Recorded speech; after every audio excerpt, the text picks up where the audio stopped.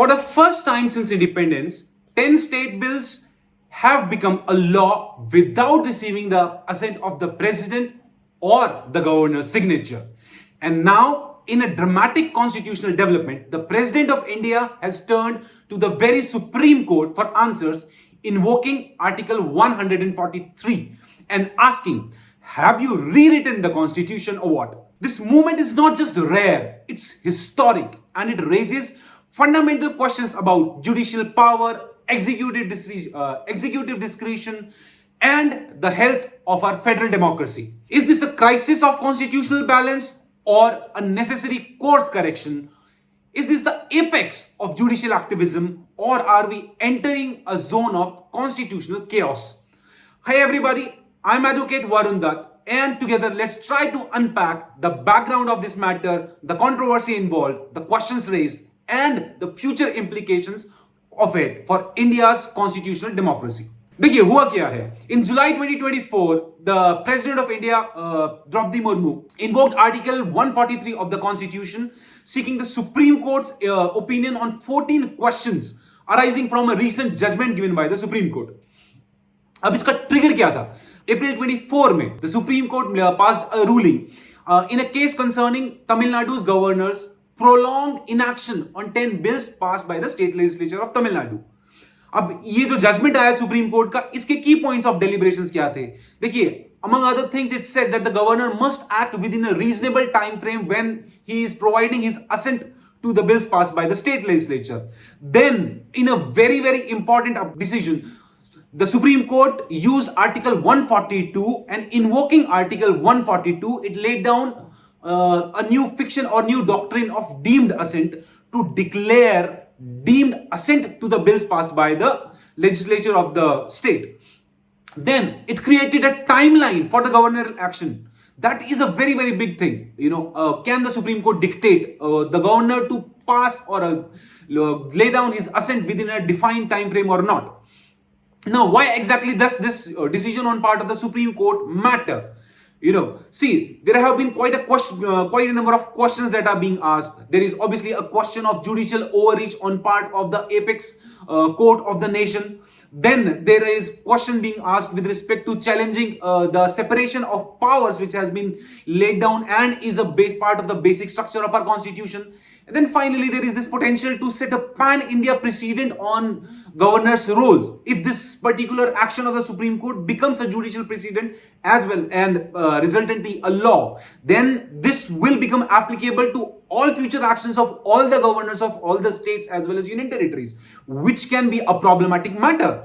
Okay, देखिए, अगर हम इसकी कंट्रोवर्सी के बैकग्राउंड की अगर हम बात करें तो सी तमिलनाडु सिचुएशन थी क्या एक्चुअली में. तमिलनाडु की जो असेंबली थी, it passed around 10 bills, including bills on university laws, amendment bills, bills on gambling and so on. जो तमिलनाडु के सिटिंग गवर्नर है, he withheld assent to a certain number of bills, and with respect to others, he kept them on his desk without taking any sort of action on those bills. Then, when no action was taken on part of the governor, the state legislature, being frustrated by the inaction of the governor, reached the apex court for its help. And the state government filed a writ petition in the Supreme Court citing a constitutional paralysis. As a result, the governor sent a few of the bills for the consideration of the president, and sent the bills for and sent a few number of bills for the reconsideration of the state legislature.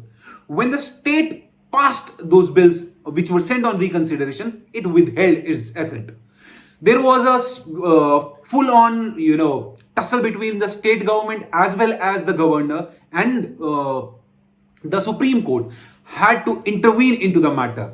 The Supreme Court, while intervening into this matter and listening to the plea or the writ petition filed by the state government, it laid down certain observations, such as, first, the constitution does not envisage an indefinite delay on part of a constitutional functionary such as governor when it comes to giving assent to the bills passed by which have been validly passed by the state legislature.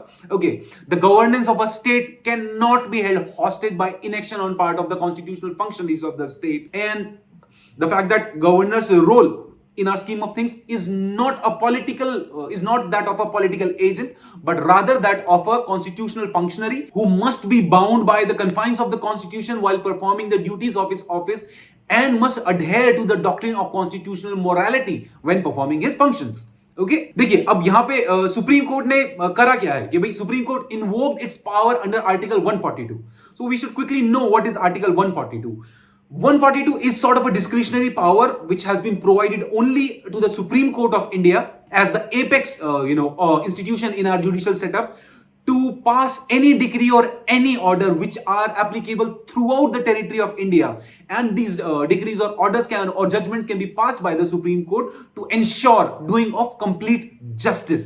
अगर Supreme Court को किसी particular case या matter में लगता है it should pass a particular decision और particular order to any executive और legislative organ towards ensuring complete justice in a particular matter, it can do so under Article 142.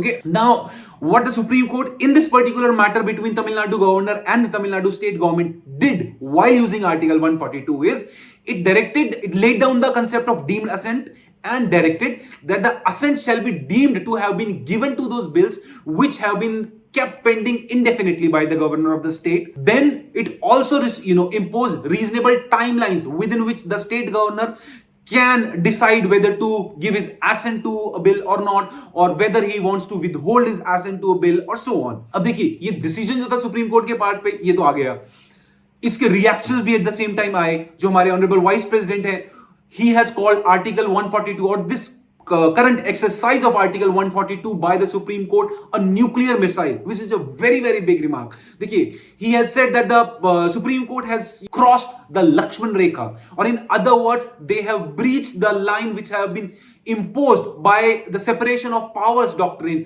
और हर जो तीनों ऑर्गन्स हैं हमारे स्टेट के, उनके लिए जो लाइन ऑफ डिमार्केशन कॉन्स्टिट्यूशन ने ले डाउन कर रखी है, उस लाइन को सुप्रीम कोर्ट ने ओवर रीच कर दिया है अपनी जुडिशियल ओवर रीच से, उस लाइन को डिमार्केट ब्रीच कर दिया अपने इस पर्टिकुलर एक्शन से. और his opinion is on the lines के such kind of precedent may result in serious negative fallouts for our constitutional demarcation of the roles of various organs. Then union government has warned of judiciary legislating on part of legislature. देखिए judiciary का काम है constitution को interpret करना, legislature की जो laws हैं वो कॉन्स्टिट्यूशनल है कि नहीं, with in the limits of particular legislature है कि नहीं, ये डिफाइन करना है. अगर वो लॉज उन लिमिट्स को ब्रीच कर रहे हैं या फिर उन लिमिट से की पेरिफेरी से बाहर हैं, तो उनको अनकॉन्स्टिट्यूशनल डिक्लेयर करिए, उन्हें नल एंड वॉइड डिक्लेयर करिए, उनके रिस्पेक्ट में कोई प्रिंसिपल्स ले डाउन करने हैं वो आप डिसाइड करिए. That is your domain. Your domain is not to decide how the executive is going to do its job or how the legislature is going to legislate. Okay, it can lay down the principles. It cannot enter the domains which are reserved for other organs and start acting on their behalf. Legal scholars की अगर हम बात करते हैं तो legal experts they are kind of equally divided over the matter. There are some constitutional experts जैसे Justice Chandrachud है, he is of the opinion that the democratic functioning cannot be held hostage. वो कह रहे हैं कि अगर democratic functioning नहीं हो रही है तो somewhere down the line Supreme Court indeed will have to take some sort of reins in its hand to ensure that the things function as per the mandate of the constitution or the constitutional ideals for that matter. Similarly, Justice Madan Lokur, he said on the same lines that judiciary must step in when the system breaks down. So he is of the opinion that the things have actually gone to such a far off extent that there has been a breakdown of the system itself, imparting a need to have an intervention on behalf of the Supreme Court. Against the ruling की अगर हम बात करें तो फैसान मुस्तफा है, he has made a comment that this may create a parallel constitutional architecture. बहुत बड़ा statement है ये भी, because that effectively means that from if this judicial precedent does sets in and if it does accept it as a judicial precedent, then in future or rather in the coming court decisions we can see court actually interfering the day-to-day activities of executive as well as legislature itself, and instead of these organs deciding the fate of the nation, it will be the judiciary which will be taking the reins and deciding the fate of the executive as well as legislature by its power of interpretation. Again, Arya Sen Gupta, a renowned economist, said deemed assent must not replace a constitutional process. देखिए जो हो रहा है, I am not saying that was right, but the judiciary stepping in into the shoes of the executive as well as legislature and doing their task, that is also not in line or in tune with the mandate of the constitution और the spirit of the constitution. Okay, अब देखिए article 143 जिसको president ने invoke करा है, let's have a quick look at that. What exactly is article 143? Article 143 essentially deals with the advisory opinion of the Supreme Court which it provides to the president. What essentially does this article do is it empowers the president to seek advice from the Supreme Court on questions of fact or questions of law that in its opinion are of public importance.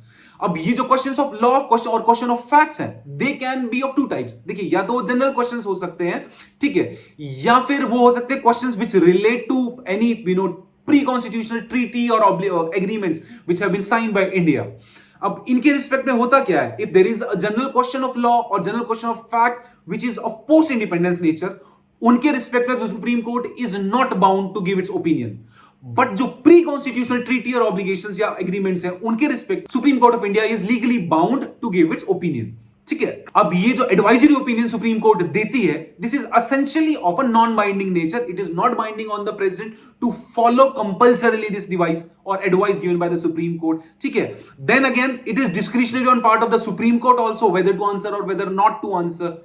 अब historically अगर हम बात करें तो this particular article 143 it has been very sparingly used. This is only the fourth instance. एक Kerala education bill controversy हुई थी 1958 की, that was when it was used for the first time. Then Berubari union जो हमारी कॉन्स्टिट्यूशन का बहुत landmark judgement भी है, उसमें it was the second time when this particular power of advisory jurisdiction was used for the second time, and the third time it was used recently again in the Ayodhya land verdict. वहां पे भी supreme court से उसका advisory opinion मांगा गया था।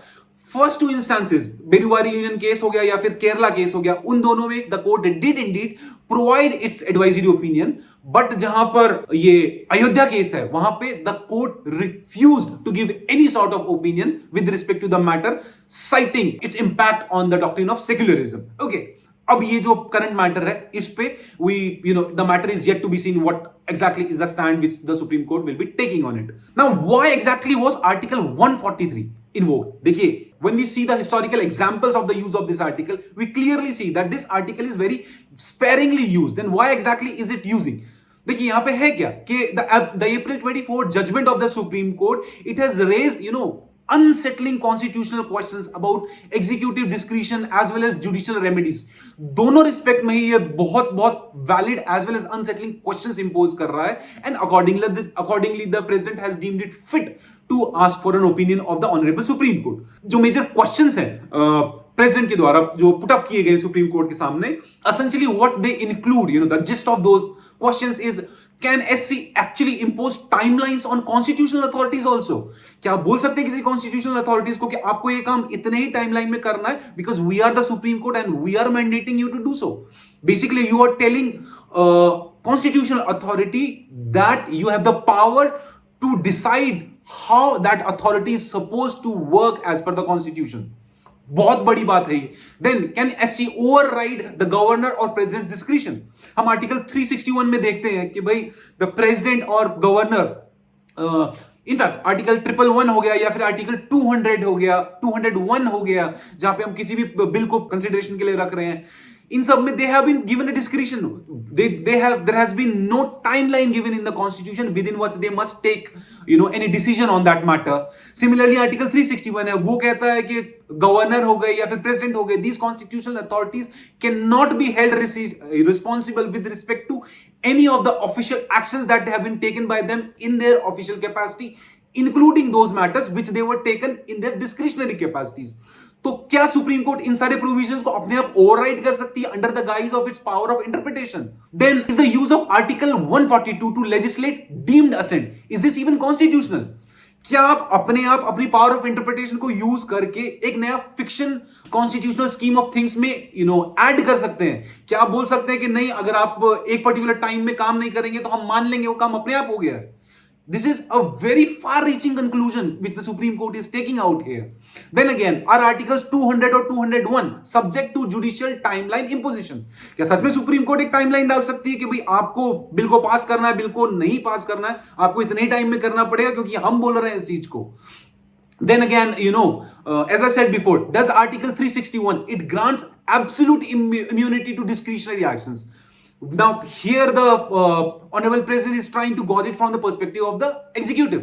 वहां पे क्या बोल रहे हैं कि गवर्नर जो है वो उनके पास एक अथॉरिटी और रादर कॉन्स्टिट्यूशन ने उनको एक रेमेडी प्रोवाइड कराई है that they can not be held accountable for their discretionary actions also under the mandate of article 361, but can they go to this much extent that they will not take any action, or they would choose to work as an agent of the center, totally foregoing their constitutionally mandated roles just because article 361 provides them a protection for their actions. Okay अब इस पूरे ये जो questions है इनकी के अंदर underline concern क्या चल रही है basically has the supreme Court actually entered the domain that has been reserved for the executive and thus rewriting the constitutional arrangement itself और नॉट.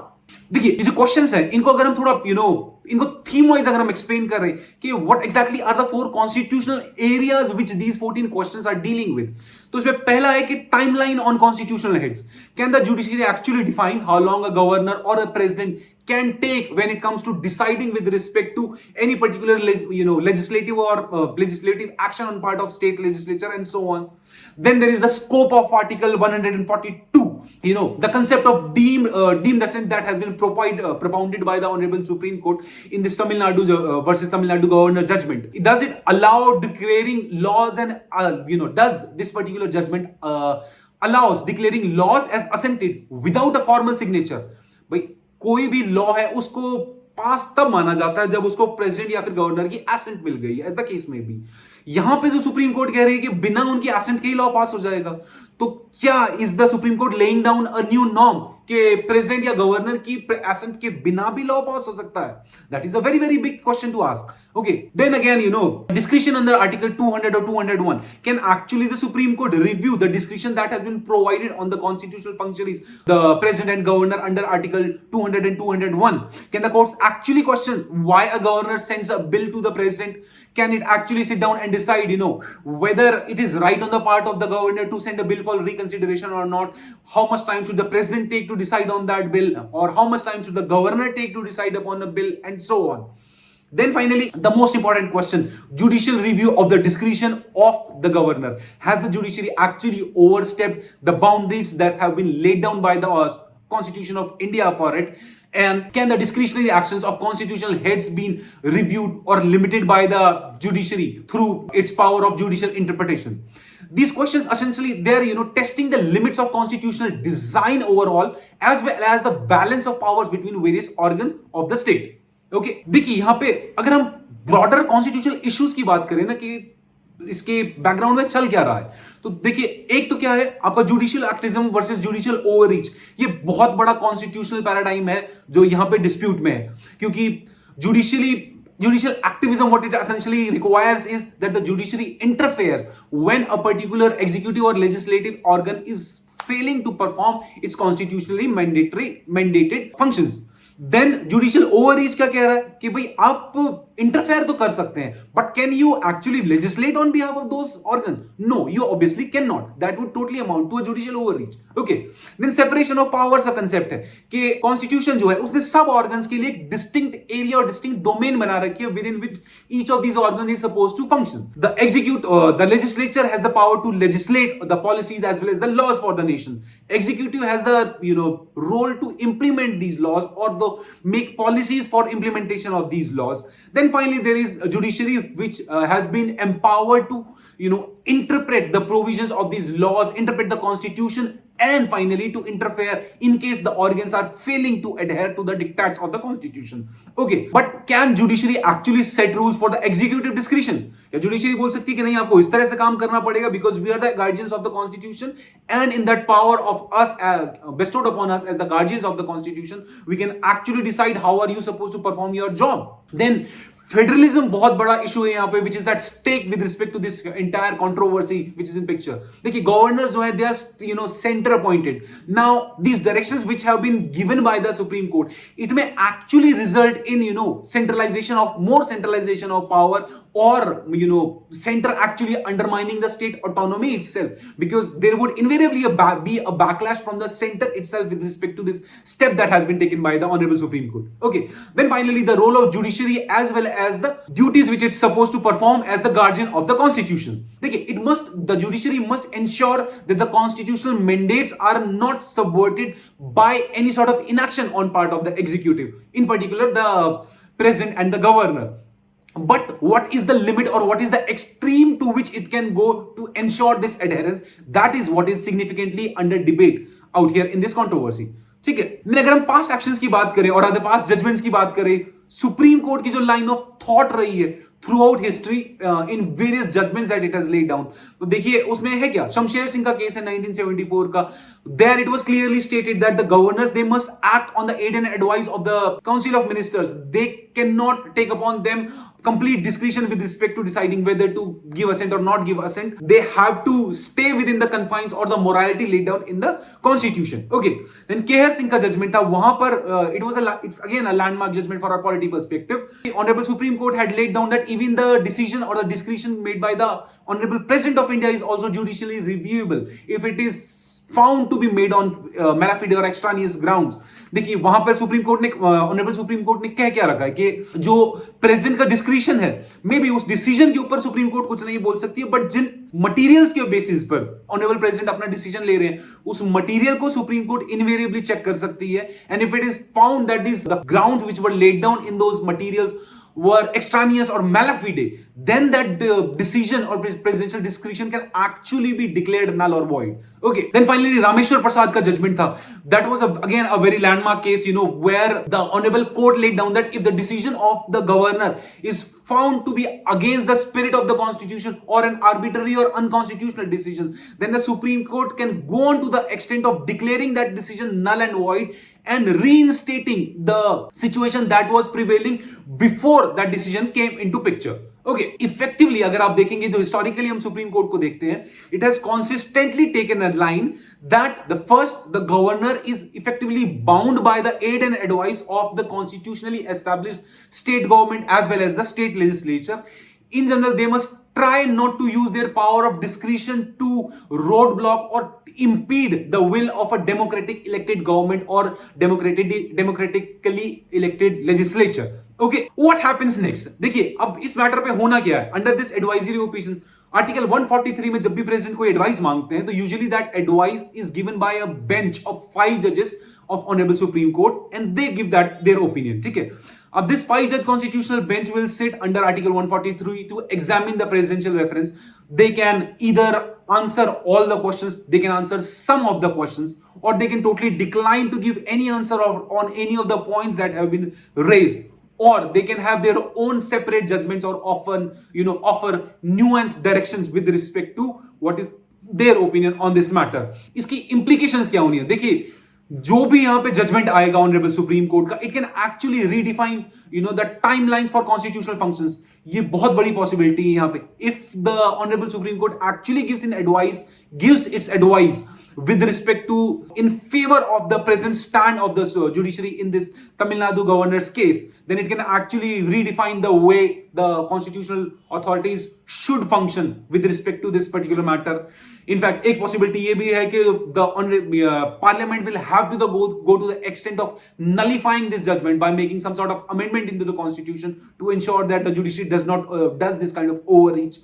Then Article 142 पे जो opinion आएगा, it can actually clarify what are the limits on the Supreme Court within which it must function, areas or what are the various dimensions which the Supreme Court can touch and what are the various decisions it can propound while it is entertaining a matter under the ambit of Article 142. Then again, ये जो advisory opinion, it can actually set precedent for judicial review of discretionary power. ये बहुत बड़ी relevant possibility और implication है इसकी, क्योंकि यहाँ पर जो भी honorable Supreme Court की bench अपना advisory opinion देती है, that will actually act as a guideline for the future generations of the judges also. That this is the path on which they are supposed to follow when they are dealing with this sort of a situation, and the extent of the authority they can take in their hands when deciding with respect to these sort of debacles or impediments between the center and the state. Okay, देखिए इस पूरे debate के respect में if we talk in terms of what are the reforms or solutions that can be provided, to ensure that these type of problems either do not erupt, or if at all they do erupt, they can be calmly handled by center and state themselves. Constitutional clarity है, ये बहुत बहुत ज्यादा जरूरी है. There are a lot of provisions in our constitution which have laid vague terms, जिनका interpretation vague है, और उसी वेगनेस के चलते ही कॉन्स्टिट्यूशनल अथॉरिटीज को ये एक power, sort of unsaid power मिल जा रही है to arbitrarily use their discretionary powers. देखिए आर्टिकल 200 है, it gives them the gives the governor power to give his assent or withhold his assent, but it does not lay down a clear picture कि कितने time में आपको assent देनी है, कितने time में आपको assent withheld करनी है. Again जो 201 है, which lays down the power to reserve a bill for the assent of the president or consideration of the president, यहां पर भी कोई टाइम लिमिट ले डाउन नहीं की हुई है. If the constitution clearly lays down और पुट्स अप अ क्लैरिटी कि भाई इसका कोई टाइम लिमिट सेट डाउन कर दी जाए, जिसके चलते आपको पता रहेगा कि state government is going to be clear कि हाँ भाई इतने टाइम लिमिट में इसके ऊपर एक्शन हो जाएगा, तो that would be actually very very beneficial when it comes to improving the trust between the states as well as centre, and when it comes to improving the functioning of legislature of the state. Okay, role of the judiciary है, उसके ऊपर भी there is need to ponder upon that role. Supreme court जो है, इसका essentially role है that of a referee between centre and state when any dispute arises between the two of them. It can lay down principles, it can lay down guidelines within which these organs of the state are supposed to act, but it cannot override the procedural rules. ये decide ये नहीं कर सकती है कि हाँ भाई ये फंक्शनरी इतने टाइमलाइन में काम करेगा या फिर ये फंक्शनरी को ये काम इस तरह से करना है. That is not meant to be the role for reserved for the Supreme Court, and that is certainly amounting to a case of a judicial overreach out here. ठीक है, executive responsibility की अगर हम बात करें, देखिए the governors must be made accountable.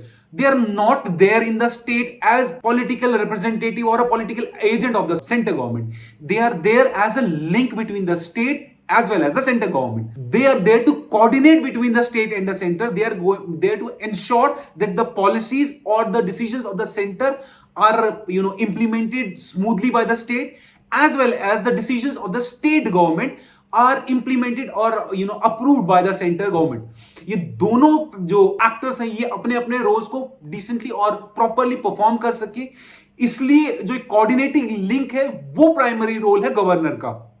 And this has essentially been the role that has been assigned to the governor by various commissions and various authorities which have been appointed by the various governments. चाहे आप Sarkaria commission को देख लीजिए, Punchhi commission on centre state relations को देख लीजिए, they have all asked, Venkatachaliah commission on working of constitution है, they have all asked for a constitution, constitutionally defined role of governor, clearly laid down deadlines with respect to approving or disapproving of the bills, and clearly constitutionally moral action on part of the governor and so on.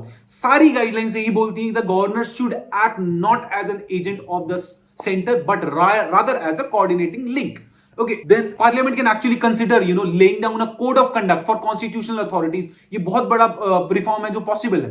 भाई आप एक clear code of conduct he lay down कर दीजिए जहां पे जो ऐसी चीजें हैं जिनके रिस्पेक्ट में हमारा कॉन्स्टिट्यूशन थोड़ा वेग है, उन सब के रिस्पेक्ट में तो खास तौर पे it can lay down that norms of code of conduct, ताकि both the state as well as centre have a clear idea how the various constitutional authorities are supposed to function with respect to those areas, so as to ensure a non-repetition of such a scenario. Okay, then there can also be legislative reforms. Parliament can actually lay down the code, some sort of bill to codify the process as well as timeline for assent. जब तक आप code of conduct नहीं ला रहे हैं तब तक आप कोई बिल ही लेकर आ जाइए जिससे ये ले डाउन हो जाए कि आप भी जो गवर्नर है वो अपने एक्शंस इतने टाइम फ्रेम में लेंगे ही लेंगे, so that we do not have to the stick, we don't have to make the situation reach the extent where judicial bodies such as Supreme Court have to enter and interfere into the domains reserved for executive and legislature. देखिए ये topic UPSC के perspective से बहुत ज्यादा immensely relevant है, बहुत ज्यादा.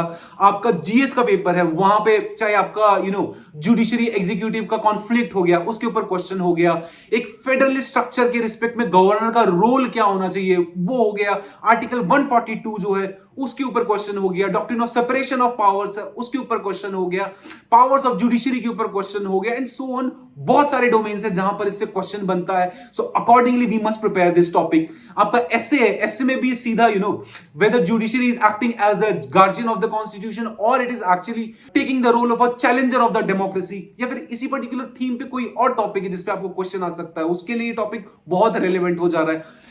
Ethical dilemmas जो है या फिर एथिक्स रिलेटेड क्वेश्चन है, उसमें again this topic is immensely relevant. जैसे कोई केस स्टडी है which is on constitutional values, या फिर case study on delays versus democracy and so on, उन सब टॉपिक्स पे भी this question is of highly relevant nature. For example, मान लीजिए you are a secretary to a particular state government and the governor has delayed the assent to a bill, let's say with respect to women safety only.